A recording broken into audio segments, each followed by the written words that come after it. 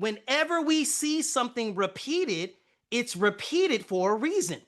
All right, Old Testament narrative. So this is going to be the first, when talking about reading book by book, this is going to be the first subject matter that we're talking about. So Old Testament narratives, let's get into it.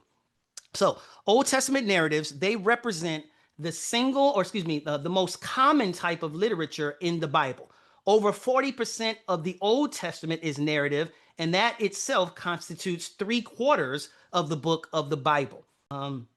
So again, over 40% of the Old Testament is narrative, almost half. Narratives are simply stories. They're purposeful stories.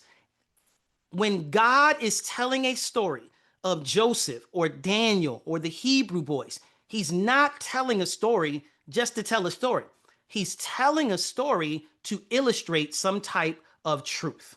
They're purposeful stories retelling the historical events of the past and intended to give meaning and direction for a given people in the present.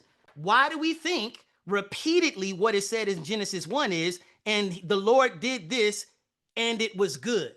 Whenever we see something repeated, it's repeated for a reason. And what that is telling us is that Genesis 1, although it may give us some information about material creation, that was not its purpose.